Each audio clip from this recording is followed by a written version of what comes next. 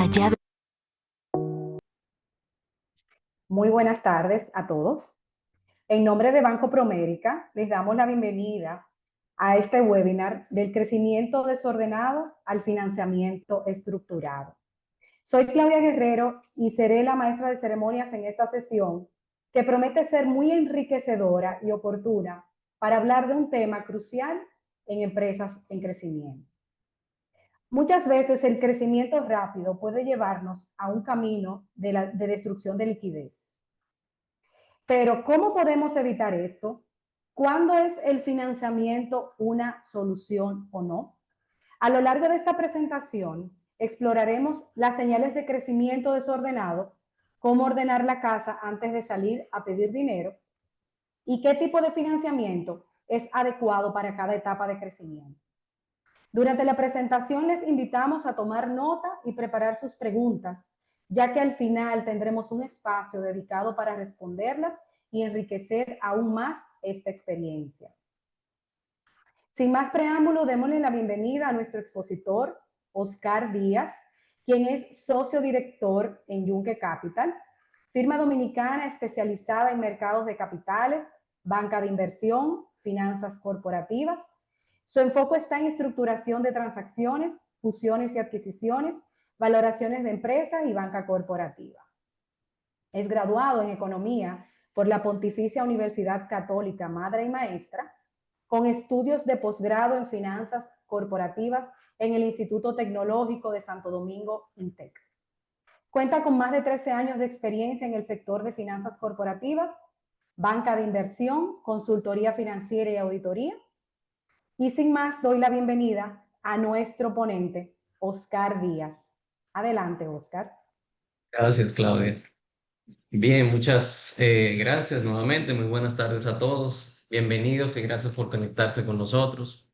Antes de iniciar, quiero agradecer y aprovechar para agradecer especialmente a Banco Promérica por organizar este espacio y por considerarnos para compartir con ustedes esta tarde. Claudia, ¿me confirma si se ve mi pantalla, por favor? Sí se Gracias. ve, Oscar, se ve. Buenísimo.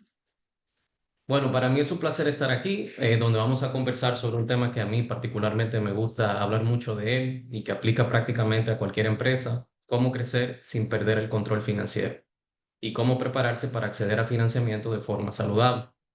El webinar de hoy, como lo vieron en el título, se llama Del crecimiento desordenado al financiamiento estructurado. Y básicamente lo que vamos a discutir es cómo una empresa puede ordenar sus finanzas para que el banco la vea como un cliente sujeto de crédito y con capacidad de pago. Vamos a hablar de manera práctica, o al menos tratar de hacerlo, con ejemplos sencillos, sin tecnicismos innecesarios, para que cualquiera pueda llevarse ideas accionables desde hoy mismo.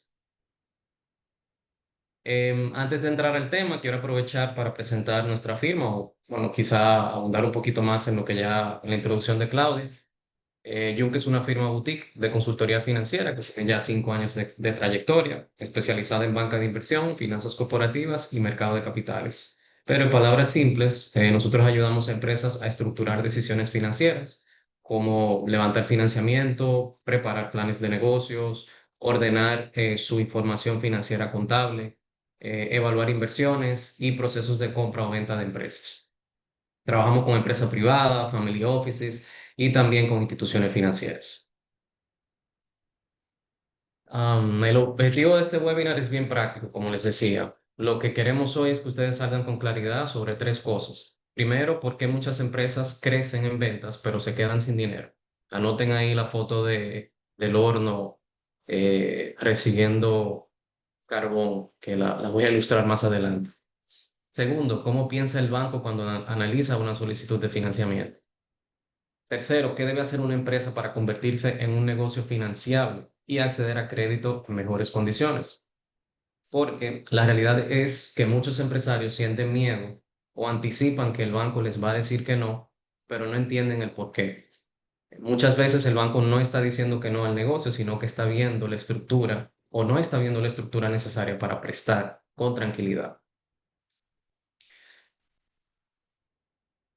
En cuanto a la agenda, esta será la ruta que vamos a seguir, que es crecimiento desordenado, por qué el crecimiento puede destruir liquidez, cómo piensa el banco, qué es financiamiento estructurado, cómo ordenar la empresa paso a paso, qué es un plan de negocios bancable y el checklist final con algunas recomendaciones. La presentación está diseñada para que sea fácil de seguir y al final pues dejaremos un espacio para preguntas. Bien, la paradoja del crecimiento. Vamos a comenzar con una frase que para mí resume el problema de muchas empresas. Más ventas no siempre significa más dinero o más flujo. Y eso puede sonar un poco contradictorio, pero es real. Una empresa puede duplicar sus ventas y aún así estar más débil financieramente que antes. Importante esto. Para ilustrarlo, aquí vemos dos escenarios, periodo 2024 y periodo 2025. No quiero alarmarlos con tantos números, pero quiero llamar su atención al resultado de cada. Fíjense cómo en el 2024 la empresa que crece en ventas, un monto agresivo, 50%, pero aumenta los días de crédito a clientes de 30 días a 60 días, aumenta niveles de inventario de 20 días a 45 días, bueno, y el crédito de proveedores se mantiene igual. El resultado que se ve es una caja negativa. Sin embargo, cuando vemos el 2025, la empresa igual creció de manera importante, un 33%, pero logró reducir días de crédito a clientes, de 60 los reduce, perdón, a 45, reduce niveles de inventario, llevándolos a 30 días, y mejora crédito con proveedores, es decir, logra mayor cantidad de días con sus proveedores, pasando de 30 a 45 días. Y el resultado ahí es evidente. Hay una caja positiva, esto aquí es clave. Aquí el empresario podría decir, crecí un 50%, el negocio va excelente, pero el banco va a decir, claro, pero tu dinero está atrapado en inventario y en cuentas por cobrar. Entonces, en términos sencillos, el negocio está creciendo, pero la empresa está financiando ese crecimiento con caja propia y la caja no da abasto. Este ejemplo es perfecto para entender por qué muchas empresas se ahogan cuando crecen demasiado rápido y por qué pasa esto. Crecer normalmente implica cuatro cosas. Hay que comprar inventario, hay que dar más crédito, hay que contratar más personal, hay que asumir gastos fijos. Y todas esas decisiones requieren ¿qué? Exacto, efectivo, ¿no? ¿Recuerdan la imagen al principio del horno siendo alimentado por carbón? Es el mismo principio. Si queremos ir más rápido, pues eso requiere combustible y el combustible es efectivo. Entonces, el crecimiento puede ser positivo en papel, pero puede convertirse en un problema si no se financia correctamente. A veces el empresario se enfoca en vender más y solo en vender más, pero no se da cuenta de que vender más significa también invertir más dinero en el negocio. Y aquí es donde aparece ese estrés financiero. El negocio crece, pero la caja se vuelve mucho más estrecha. Y aquí vamos a ver un poco las señales de crecimiento, ese crecimiento desordenado, cómo se materializa. Aquí hay algunas señales que son muy comunes que vemos todo el tiempo. Primero, las ventas aumentan, pero la empresa siempre está corta de efectivo. Primera bandera roja. Segundo, el empresario empieza a depender de sobregiros, lo cual es una pena de muerte, de préstamos de emergencia o de líneas de crédito para sobrevivir mes a mes.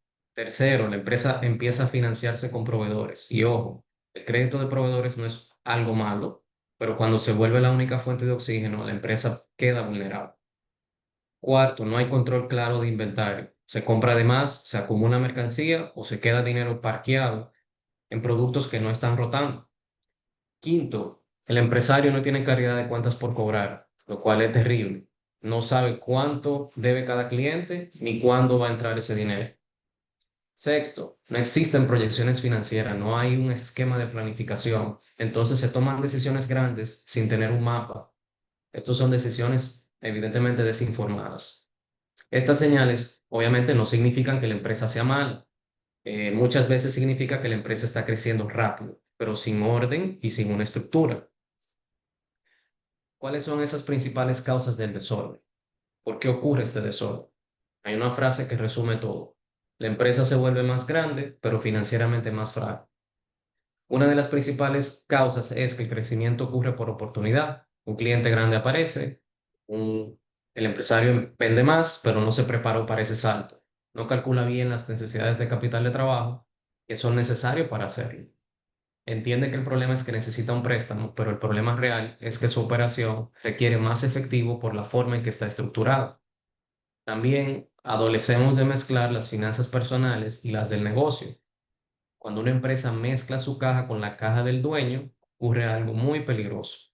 La empresa deja de tener claridad sobre su realidad financiera. Yo conozco muchos empresarios que hacen esto y eso realmente a la larga tiene implicaciones que no son las más favorables. Cuando no hay claridad, no hay control. Otra causa común es invertir en activos fijos sin estructura correcta, por ejemplo, abrir una sucursal o comprar una maquinaria usando financiamiento de corto plazo. Finalmente, un punto muy importante, la falta de control financiero. Cuando una empresa no revisa números con una frecuencia establecida, las decisiones se toman por intuición. Y cuando se combina crecimiento con intuición desinformada, el resultado suele ser presión en la cara. Aquí vemos el choque típico entre empresario y banco. El empresario dice, por un lado, estoy creciendo, y el banco responde, claro, pero ¿con qué flujo lo estás pagando? Esa pregunta, aunque parece un poco fría, es totalmente lógica. El banco no está cuestionando el negocio, ni el esfuerzo, ni la visión. El banco está haciendo una sola pregunta. ¿Puedes pagarlo? Porque al final del día, recordemos que el banco, como intermediario, presta dinero que debe recuperar. Entonces el banco no se enfoca tanto en el crecimiento como efectivamente lo hace en la capacidad de pago que ese crecimiento genera. Bien, hablemos del marco regulatorio. Aquí quiero introducir un punto importante que muchas personas desconocen. Los bancos no evalúan préstamos solamente por criterio interno. Existe un marco regulatorio formal llamado el Reglamento de Evaluación de Activos, que se conoce como REA. En palabras simples, este reglamento es una guía que obliga al banco a clasificar sus clientes y sus préstamos según el nivel de riesgo. El banco tiene que determinar si el cliente es un deudor menor, mediano o mayor, cuál es la clasificación de riesgo de ese cliente y qué nivel de provisiones tiene que registrar según esa clasificación. Claro, ¿qué significa esto para el empresario? Pues significa que cuando se solicita un financiamiento, el banco no solo está tomando una decisión comercial, también está cumpliendo con una regulación que le exige justificar por qué el préstamo es sano. ¿Y qué analiza el banco para tomar esta decisión y para esa clasificación? Principalmente, como lo establece el REA, el historial de crédito y comportamiento de pago, la capacidad de pago real, el nivel de endeudamiento total de la compañía y la calidad de las garantías, claro está, como una fuente secundaria de repago, pues la fuente primaria son los flujos operativos de la compañía. Entonces, cuando un empresario se prepara bien, no solo aumenta la probabilidad de aprobación, sino que también puede mejorar la percepción de riesgo del banco y por ende mejorar condiciones como son tasa, plazo, etcétera. Ahora, ¿qué financia un banco? Yo quiero invocar una frase muy poderosa en las finanzas empresariales que uno usa casi que diariamente. Cash is king. En español, el efectivo es rey. Si usted entiende eso, entendió todo el contenido de este webinar. Un banco financia principalmente el efectivo y más específicamente financia la capacidad de generar efectivo a través de la operación primaria del negocio, lo que se llama un giro natural. Un banco no presta por ventas, por cantidad de empleados, ni por el tamaño del local, etcétera. Todo eso importa, pero el banco presta porque entiende que el negocio genera flujo y genera un flujo suficiente para pagar la cuota, hacer frente al servicio de la deuda. Entonces, el banco se enfoca en preguntas como cuánto efectivo genera la empresa al año, qué tan estable y previsible es ese efectivo. En resumen, el banco presta contra caja, contra flujo y contra estabilidad. Vamos a hablar de errores comunes que vemos todo el tiempo. Primero, pedir un préstamo para resolver un problema estructural. Por ejemplo, si el negocio está perdiendo dinero, es decir, está destruyendo valor, el crédito no arregla eso. El préstamo solo compra tiempo. Segundo, pedir un préstamo sin explicar claramente el uso de fondos. A veces el empresario dice necesito 20 millones de pesos, pero el banco necesita entender para qué. Tercero, usar deuda de corto plazo para financiar inversiones de largo plazo. Eso es una receta para el fracaso. Cuarto, no tener estados financieros organizados. Aunque el negocio sea excelente, si la información está desordenada, el banco no puede hacer su trabajo para evaluar a la compañía. Quinto, no poder defender premisas de proyecciones. Hay una frase que se usa mucho en las finanzas que es, el papel lo aguanta todo. Lo importante es poder defender con criterio las premisas que soportan unas proyecciones. Lo importante es ser un storyteller, un contador de historias. Y hablaré un poquito más de eso adelante. Ahora entramos en la parte clave del webinar. ¿Qué es un financiamiento estructurado? Bueno, es simplemente alinear el financiamiento con la realidad del negocio. Es como hacer un traje a la medida. Es decir, alinearlo con el ciclo operativo, el flujo de caja y con la forma en que el dinero se recupera. Cuando ese préstamo está bien estructurado, el crédito se vuelve sostenible y el negocio crece con tranquilidad. Cuando el crédito está mal estructurado, la empresa se convierte en una máquina de estrés, sin duda. Ahora bien, ¿cuáles son los diferentes tipos de financiamientos? Existen distintos y cada uno tiene un propósito, tiene un fin. Por ejemplo, ese fin puede ser capital de trabajo, puede ser una línea revolvente para emisión de carta de crédito, puede ser préstamo para comprar activo fijo, puede ser préstamo para refinanciar o consolidar deudas y bueno, otras herramientas dependiendo del tipo de empresa. Lo importante es entender que no todo financiamiento sirve para todo. Muchas empresas cometen el error de tomar cualquier dinero disponible, aunque no sea el tipo correcto, y eso luego genera problemas. Este slide es crucial. ¿Cuál es la regla de oro? El plazo del préstamo debe calzar con el plazo de recuperación del dinero. Si el dinero se recupera en 5 años, en lo que sea que se invierta, no tiene sentido financiarlo en 12 meses. Aquí hay variables que el banco evalúa, como son el destino de los fondos, el plazo de recuperación de la inversión, el tipo de facilidad, el apetito de riesgo del banco y la propia estructura del negocio. Si todas esas variables están alineadas, el crédito es sano. Si están desalineadas, el banco puede tener claramente dificultades para avanzar con la evaluación y una eventual aprobación de esa facilidad. Bueno, este es un ejemplo muy didáctico. Veamos aquí el destino de fondos para una adquisición de maquinaria. Como ustedes bien saben, esto es una inversión de largo plazo. La maquinaria no genera un retorno de inmediato, requiere instalación, puesta en marcha, producción y luego venta.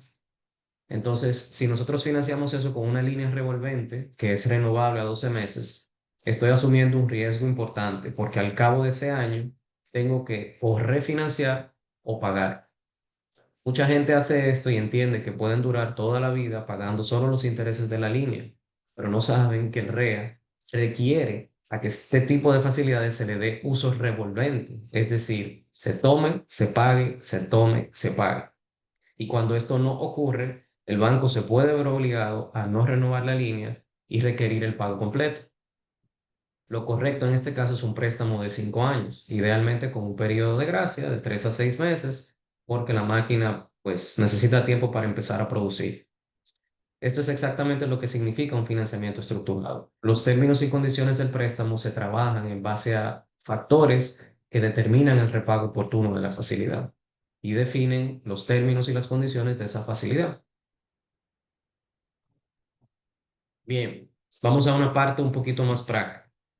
Antes de pedir financiamiento hay que ordenar la casa y lo resumimos en tres pilares. Primero, y el más importante de todos, flujo de caja. Ustedes van a ver que el común denominador a través de toda la presentación es el flujo de caja. Segundo, el endeudamiento. Y tercero, la calidad de la información, que eso es un reto importante que tenemos aquí en nuestro país. Bien, flujo de caja. Como les dije, este es el pilar más importante. Recuerden, cash is king. Una distinción clave. La utilidad contable no es igual a flujo de caja. Eso es una realidad. Una empresa puede tener utilidad en papel, pero no tener efectivo. ¿Por qué? Ya lo hablamos un poquito antes. El dinero se queda atrapado o se puede quedar atrapado en inventarios o en cuentas por cobrar, por mencionar dos ejemplos. Y cuando una empresa crece, normalmente aumentan los activos, más inventario, más cuentas por cobrar, más equipos y todo eso requiere efectivo. Entonces, como ya hemos dicho antes, el banco presta contra caja. principalmente caja operativa, que es la que genera el negocio en su operación. Todo esto desemboca en un indicador que los bancos utilizan muchísimo, que es el indicador o índice de cobertura de deuda, que bueno, los financieros modernos lo utilizan en inglés, que es el Debt Service Coverage Ratio. En términos simples, el banco quiere saber si el flujo disponible cubre la cuota anual de la deuda, obviamente incluyendo intereses y capital. Entonces, si mi empresa genera 10 millones de caja operativa al año y la deuda requiere pagar 8, se supone que estoy bien. Pero si la empresa genera 10 millones y la deuda requiere pagar 12, hay un problema. Por eso el banco analiza la relación. Y mientras más holgura exista, más cómodo se siente el banco. Los bancos prefieren ver que la empresa puede pagar, incluso si hay un año medio mal. Y para ampliar un poco la importancia del flujo, ¿no? Hay que tener en cuenta que el flujo de efectivo operativo depende del ciclo operativo. Mientras más largo sea el ciclo, más capital de trabajo se necesita. Aquí les estoy ilustrando lo que es el ciclo de conversión de efectivo en días. Si, por ejemplo, yo compro hoy, vendo en 30 días y cobro en 60 días, yo tengo una brecha de 60 días donde necesito dinero para sostener la operación. Eso es el ciclo. Si no calzo las condiciones de crédito con clientes y con proveedores y no gestiono mis niveles de inventario, la caja se va a romper. Y el banco naturalmente quiere tener control sobre eso. Luego tenemos el pilar del endeudamiento. Aquí hay tres ejemplos visuales. La primera gráfica que ven es una empresa que tiene un 90% de deuda y un 10% del patrimonio. Esta es una empresa que está altamente apalancada y arroja mucho nivel de riesgo. Una empresa en el segundo gráfico que tiene 50% de deuda y 50% de patrimonio. Esta evidentemente es una estructura mucho más balanceada. Y por último, una empresa que tiene 10% de deuda y 90% de patrimonio, que es una empresa mucho más conservadora. La percepción general es que a mayor apalancamiento, menor es el balance de riesgos de una empresa y por ende está mucho más sujeta a eh, eventos de quiebra ante shocks externos que pudieran, ¿verdad?, afectar la liquidez y una situación de solvencia ante ese shock. Entonces, el banco necesita y quiere entender cuánto debe la empresa, qué plazo tiene esa deuda y qué tan sostenible es hacerle frente a esa deuda en el futuro. Y algo clave aquí, el banco también quiere saber en qué se ha usado el dinero que se ha tenido de financiamiento. Porque si la deuda se usó para inversión productiva, eso es una cosa. Pero si la deuda se utilizó para cubrir pérdidas o gastos que son recurrentes, que no lo está cubriendo la operación, eso es otra cosa. Entonces el banco analiza la foto completa del apalancamiento.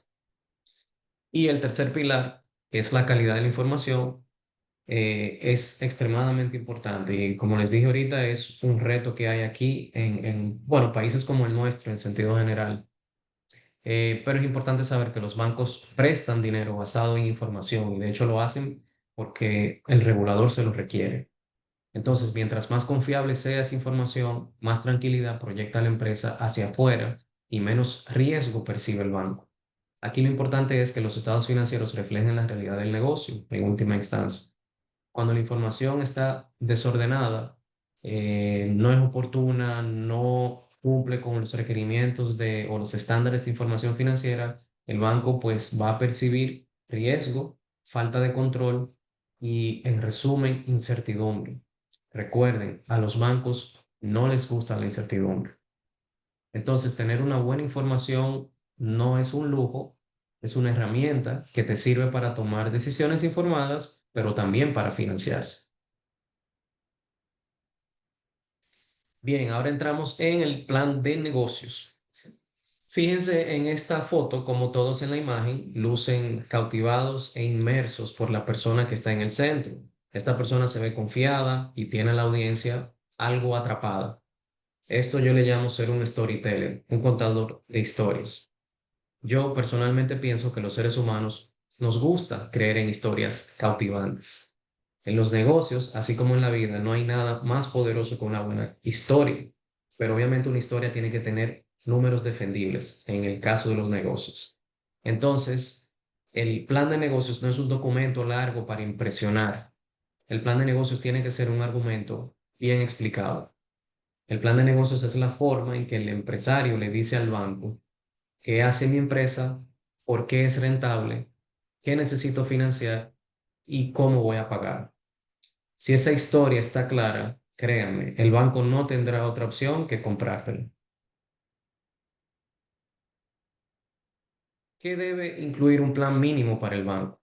Pues tiene que incluir un resumen ejecutivo, una descripción del modelo de negocio, cuál es tu propuesta de valor, tus factores críticos para tu poder eh, entregar ese bien o ese servicio, cuál es la rentabilidad, quiénes son tus clientes, cuál es el entorno competitivo, cuál es la estructura organizacional con la que cuentas para ejecutar esa estrategia, etcétera.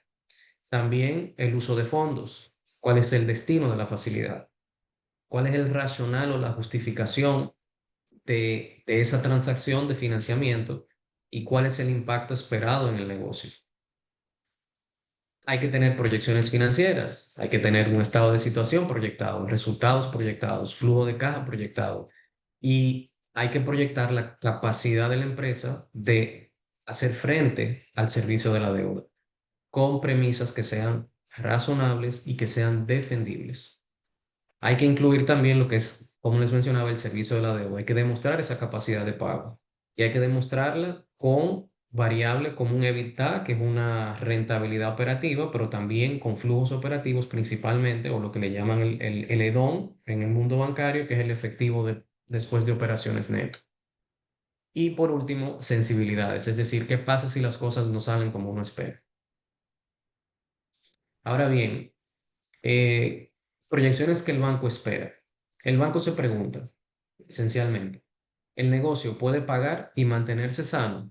Entonces, el banco lo que quiere ver son proyecciones básicas, que son, como les decía en la lámina anterior, un estado de resultados, un flujo de caja, un balance general y el servicio de la deuda. Y no lo hace para complicar el proceso, sino porque esa es la única forma de ver la capacidad de pago de la compañía. Si las proyecciones no existen, el banco no tiene forma de medir el riesgo, ni medir si efectivamente hay una capacidad de pago. Con respecto al uso de fondos, aquí conectamos un poco esto con la lógica del financiamiento. Y hay tres grandes destinos en cuanto al uso de fondos. Puedo comprar activos, maquinarias, equipos locales. Puedo destinarlo a financiar mi capital de trabajo, es decir, compra de inventario, financiar las cuentas por cobrar, etcétera. O puedo hacer inversiones en eficiencia, automatización de procesos, reducción de costos, etcétera. El banco quiere ver que ese uso de fondos tenga sentido y sobre todo que el negocio tiene suficiente capacidad para cubrir el capital, perdón, y los intereses con fuentes operativas. En otras palabras, el banco no quiere que la cuota se pague con otro préstamo, quiere que se pague con el negocio, con las fuentes primarias de generación de efectivo del negocio. Bien, ¿qué aumenta la probabilidad de aprobación? Y se los trato de resumir en una idea. Que la empresa se vea como un negocio que entiende sus números, entiende su operación y sabe cómo va a pagar. Nadie más sabe del negocio que ustedes corren como ustedes. El día a día, los retos, quiénes son los clientes, las relaciones con los proveedores, etcétera. El banco nunca va a saber más que un empresario de su negocio. Ahora, la empresa financiable no es la más grande, es la más organizada. Cuando un empresario puede llegar a un banco, a una reunión con estados financieros que sean claros, proyecciones que sean realistas y defendibles, que tenga definido un uso de fondos y que demuestre que tiene un control de su flujo de caja, el banco no va a tener otra opción que sentirse cómodo. Y cuando el banco se siente cómodo, el proceso se acelera y el proceso se mejora. Bien, vamos a ver lograr condiciones favorables.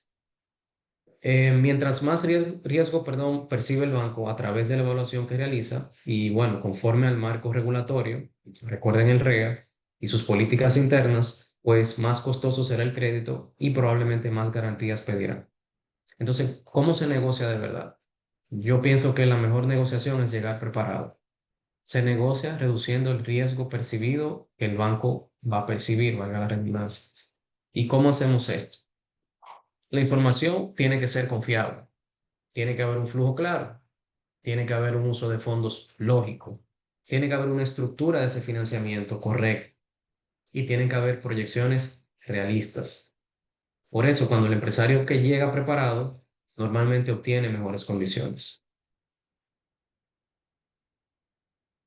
Bien, checklist finales.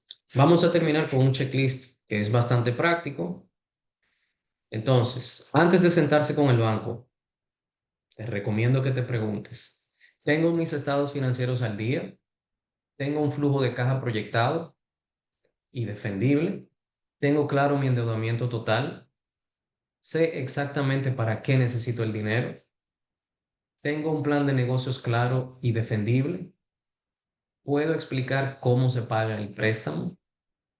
Si podemos responder esas preguntas con claridad, con naturalidad, el proceso con el banco suele ser mucho más fluido, mucho más rápido y suele tener condiciones más favorables.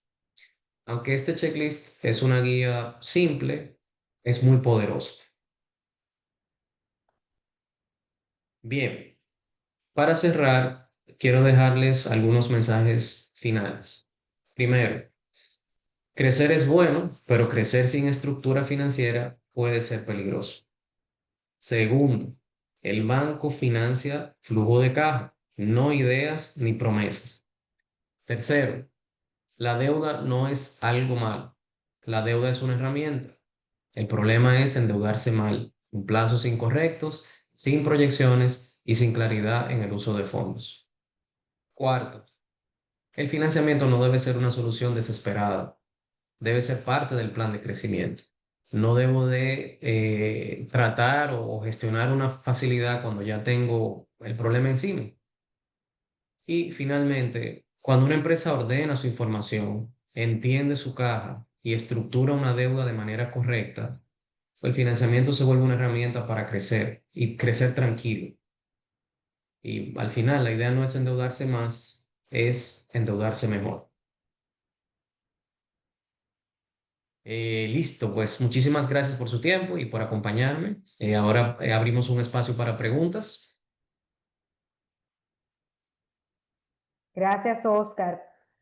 Por acá tenemos una pregunta. Una compañía cuya razón social es la compra y venta de vehículos puede ser sujeto de crédito. Sí, claro que sí. Al final es una actividad lícita, primero. Es una actividad que debe generar valor, es decir, en la compra y en la venta te debe estar marginando. Lo que de nuevo hay que justificar bien cuál es el uso de la facilidad. Ahí se me ocurre que pudiera ser quizá una línea de crédito para financiar de repente el propio inventario, o puede ser una línea para emitir cartas de crédito a algún proveedor que esté en el extranjero, si es un importador tipo concesionario. Y de esas facilidades hay unas facilidades que le llaman tipo floor plan que utilizan los concesionarios en el mundo, aquí también existen. Em, y claro, atar el destino de la facilidad y la recuperación de la inversión a la propia estructura de la facilidad. Si es una línea para financiar el inventario, pues bien estructurado, pero no pedir, por ejemplo, un préstamo a largo plazo para comprar inventario, porque la estructura está incorrecta. Ok. Una próxima pregunta. ¿Por qué una empresa puede estar generando utilidades, pero aún así tener problemas de liquidez? Esa es una muy buena pregunta. Como les ilustré en el ejemplo hace un ratito, al final una empresa puede tener una utilidad determinada, pero la utilidad se puede quedar atrapada en partidas del balance. Es decir, si yo vendo 100 millones de pesos, pero lo vendí a crédito, esos 100 millones de pesos no entraron a la cuenta de banco. Tengo que esperar que ese cliente me pague. Y si yo, además de eso, no estoy recibiendo crédito del proveedor, pues efectivamente estoy teniendo yo que sacarme dinero del bolsillo para pagar esa cuenta del proveedor y esperar que ese cliente me pague. Entonces, puedo crecer en ventas, puedo tener una utilidad, pero eso no necesariamente implica que tengo dinero en el banco. Bien. Otra preguntita por acá. ¿Cuál es la diferencia entre capital de trabajo y financiamiento de activos fijos y por qué es importante? Ok, bien.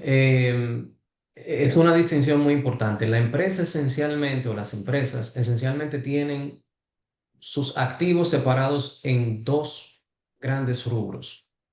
Uno es lo que genera la rentabilidad, que es el capital de trabajo. Es decir, si yo vendo lapiceros, cada lapicero que yo vendo genero una rentabilidad determinada. Por ejemplo, me gano $1 en esa venta.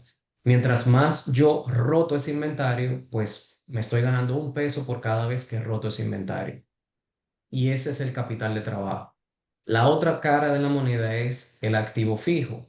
El activo fijo, la definición en los libros de texto de finanzas, lo que dice es que son los activos que soportan la rotación de ese capital de trabajo. Entonces, están involucrados en la operación porque son los que, o a través de la estructura y la cual ese inventario rota o ese capital de trabajo rota.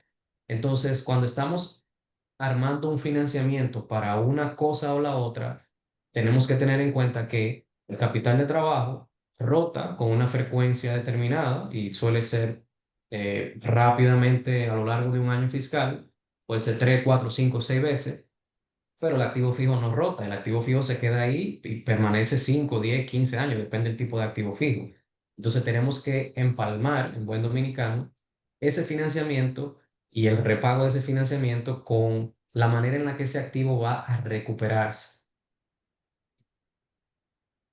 Bien. Tengo otra pregunta, Oscar. ¿Qué indicadores financieros son los más relevantes para que el banco apruebe un crédito?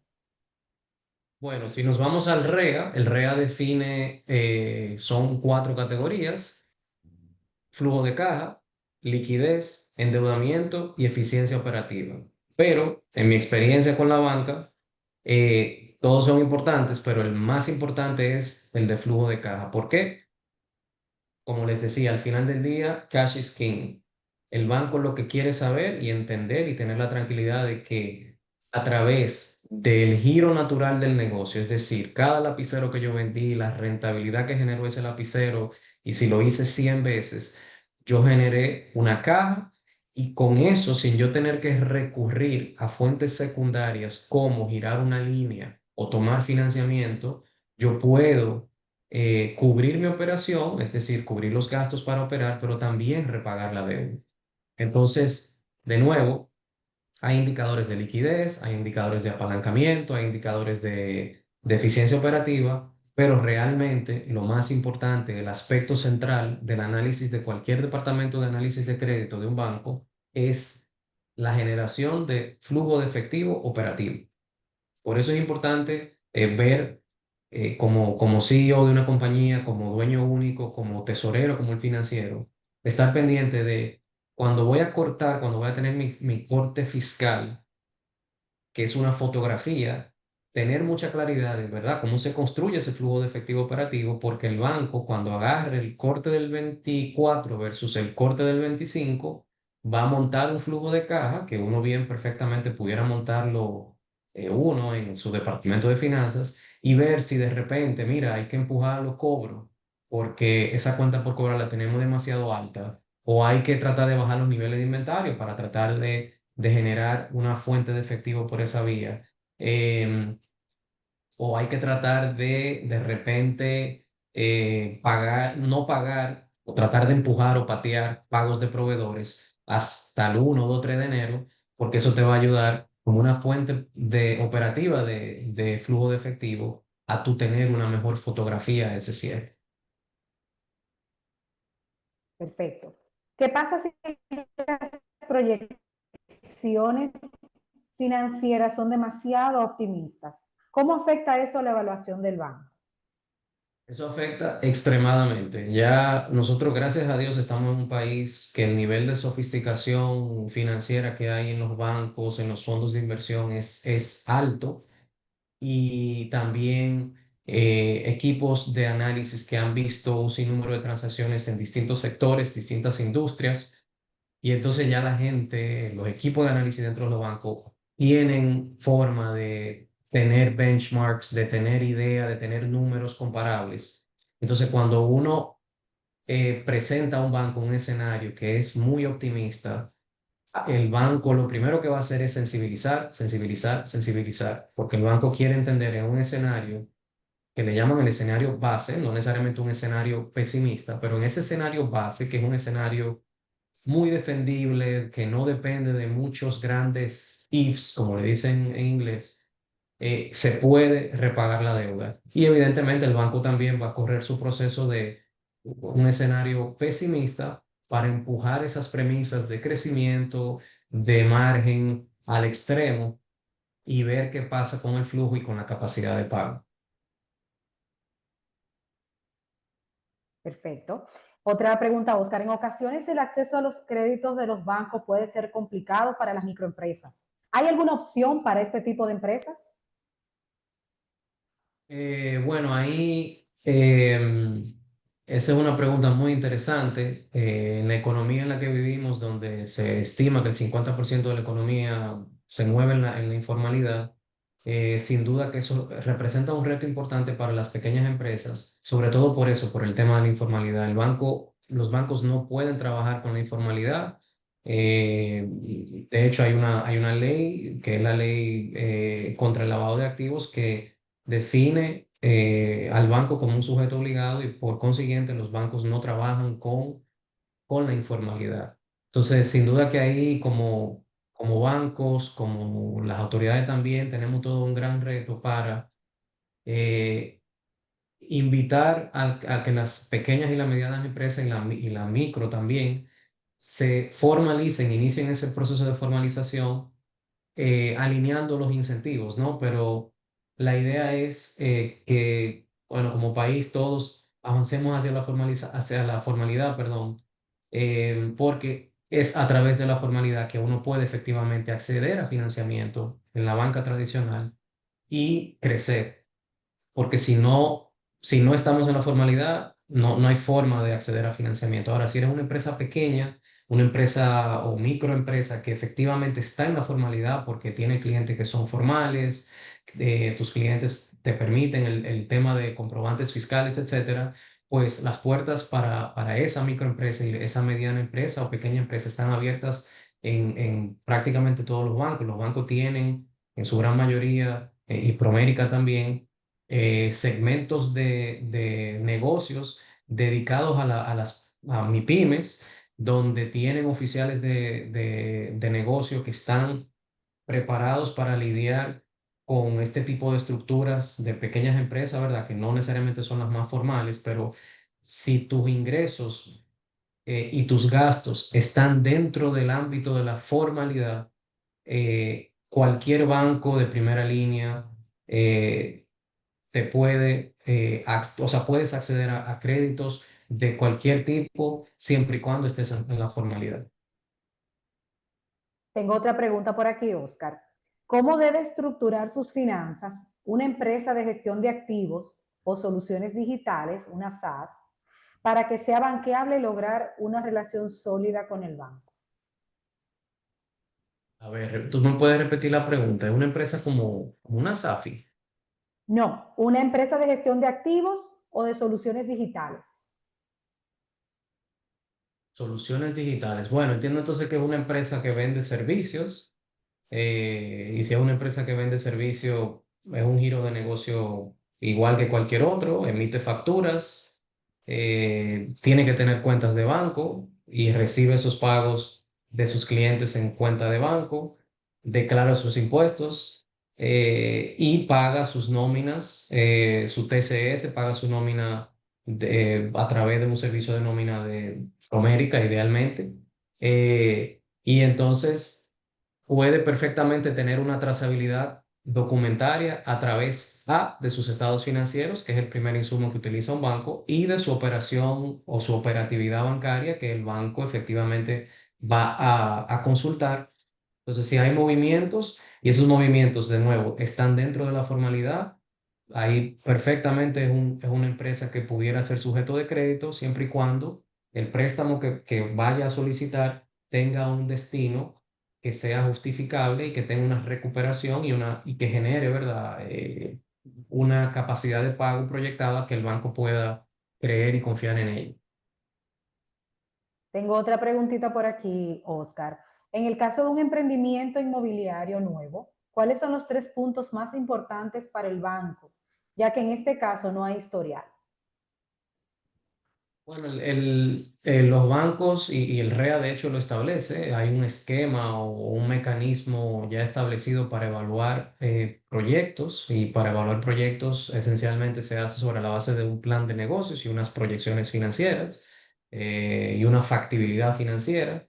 Entonces, ahí yo te diría que lo más importante es que ese plan de negocios esté bien hecho, donde el banco diga, perfecto, esto es un nuevo emprendimiento, es un desarrollo inmobiliario, quiero entender quién está detrás, cuál es la experiencia que tiene ese sponsor, qué tipo de inversión o qué parte de la inversión van a asumir, porque recuerden que a los bancos no les gusta prestar el 100% de la inversión de un proyecto, entonces algo tiene que tener el patrocinador, le llaman tener, ¿verdad? Skin in the game. Entonces, en el caso específicamente de desarrollo inmobiliario, las cosas que un banco mira en esas proyecciones, en esa factibilidad son, primero, la preventa, es decir, es un proyecto que ya tiene un nivel de preventa determinado, es un proyecto donde el riesgo de construcción pudiera ser bajo porque el desarrollador detrás ya tiene experiencia, ya tiene un track record. También el producto y la zona en la que se está desarrollando son adecuadas, es decir, es un producto, por ejemplo, vivienda económica, y la vivienda económica en la zona en que se está desarrollando hay una demanda para ella, esa proyección de lo que le llaman la absorción, es decir, qué tan rápido se están vendiendo esas unidades, cuáles son los acuerdos de pago y cómo está entrando, cómo está entrando ese dinero al flujo de caja, cuánto está cubriendo el inversionista o el patrocinador del proyecto, y entonces el banco ahí dice, ok, pues yo puedo perfectamente entrar. Normalmente eso se ve como una facilidad de préstamo interino, y el banco entonces financia ese proyecto, pero sobre la base de todos esos elementos que va a evaluar para entender que aquí hay, en última instancia, una capacidad de repago del proyecto. Ok. Tengo otra preguntita. En ocasiones, el acceso a créditos en los bancos puede ser complicado para las microempresas. ¿Hay alguna opción para este? Ah, bueno, ya esa la hicimos, Esa ya la discúlpame. vimos, sí. Esa ya la vimos. Aquí hay otra. Hola, favor, hablemos del REA y de la parte de las garantías. ¿Es cierto que las garantías puedan afectar la clasificación de un cliente? Por ejemplo, una tasación no actualizada de un inmueble. Creo que esto genera confusiones. Ok, bien. La garantía como tal no afecta a la clasificación de riesgo. La clasificación de riesgo, si nos vamos al extremo, ¿verdad? De un mayor deudor comercial, va a ser realizada sobre la base de los criterios que establece el REA, que son capacidad de pago, historial, entorno económico, etcétera. Eso es una evaluación esencialmente de la empresa y sus finanzas y el entorno en el que opera. Ahora bien, la, la categoría o, perdón, la clasificación de riesgo que resulte de ese proceso, si es A, pues el banco tiene unos requerimientos de provisión porque es A. Me parece que A creo que es lo que le llaman la genérica, no sé si es un 1 o un 2%. Si es B, pues ya es otro monto. Si es C, ya es otro monto. Y si es D, etcétera, etcétera, etcétera, el banco tiene que provisionar más, es decir, tiene que parquear más dinero que no puede utilizar en caso de que ese préstamo no resulte pagado por el deudor. Lo que afecta más que todo la garantía es como fuente secundaria de repago. Ok, si este cliente y todo sale mal, en el caso peor, en el worst case scenario, ok, ¿qué tan deseable es esa garantía? ¿Qué tan líquida puede ser? ¿Qué tan no incipiente, verdad? De que tenga una cantidad de usos amplios, que no sea, por ejemplo, una maquinaria muy especializada, donde evidentemente liquidar esa maquinaria pues sería más cuesta arriba que de repente vender un inmueble en una zona premium. Pero en una respuesta resumida, la garantía no afecta lo que es el proceso de clasificación de riesgo de un deudor. Lo que sí, obviamente, entra dentro del análisis del banco como una fuente secundaria de repago y afecta el valor de esa garantía y la admisibilidad de esa garantía, que el REA establece esos parámetros, o el nivel de provisión que el banco tiene que hacer, pero que están definidas primero por la clasificación del deudor. Mientras más riesgoso el deudor por su evaluación de su capacidad de pago, pues entonces más tiene que provisionar el banco, y lo que le ayuda al banco a mitigar esas provisiones efectivamente es la garantía. Entonces, es un poquito el razonamiento ahí. Ok. Tengo una última pregunta, Oscar, por aquí. ¿Qué pasa si mi inventario tiene un porcentaje alto de obsolescencia? Bueno, eso es una buena pregunta. Imagínate, ahí hay que buscar alternativas. Eso típicamente uno lo ve en las cifras, porque si uno mira, por ejemplo, a través del costo de venta que está saliendo mensualmente en una compañía, y tú miras entonces los días de inventario o el nivel de inventario que hay, y de repente, por poner un ejemplo, tú estás vendiendo $100,000 ese es el valor del costo, pero tú tienes $3 millones en inventario. De repente lo que tú estás vendiendo realmente es una parte mínima de tu inventario. Por ende, se hace visible que hay una parte que no está moviéndose, que no está rotando. Y entonces ahí bueno, ahí hay que hacer políticas para liquidar ese inventario, hay que salir de ese inventario. Soluciones pueden ser, por ejemplo, empaquetarlo, venderlo por lotes, hacer liquidaciones como hacen las empresas típicamente. Pero es peor dejarlo ahí, porque mientras más tiempo pase, más difícil va a ser realmente monetizarlo y liquidarlo. Hay que salir de eso a toda costa, y bueno, mientras más rápido, mejor. Lo peor que puede hacer una empresa, ya sea de vehículos, de cualquier tipo de mercancía, es dejar que ese inventario se le añeje ahí, porque después va a ser de nuevo mucho más difícil y por ende más probabilidad de perder dinero, incluso por debajo del costo, en esa liquidación. Bueno, agradecemos muchísimo a nuestro ponente por compartir sus conocimientos y análisis tan valiosos.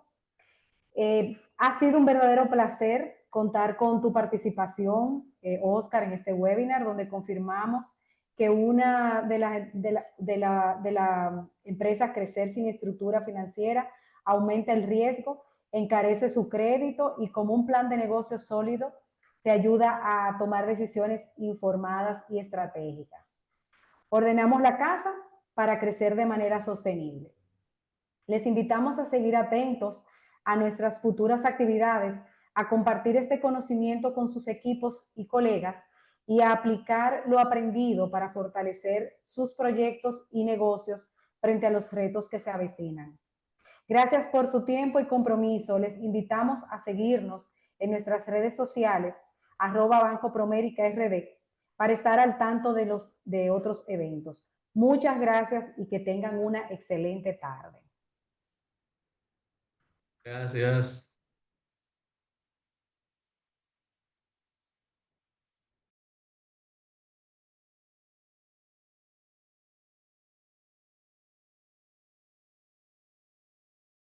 Sabemos que tu sueño va más allá de una casa o de un título, porque detrás de ellos hay un propósito que te mueve a ayudar a otros a ser su mejor versión y encontrar cada día una oportunidad para crecer. A vivir en pro del planeta, porque sabemos cuán importante es tu propósito. En pro de ti, Banco Promérica.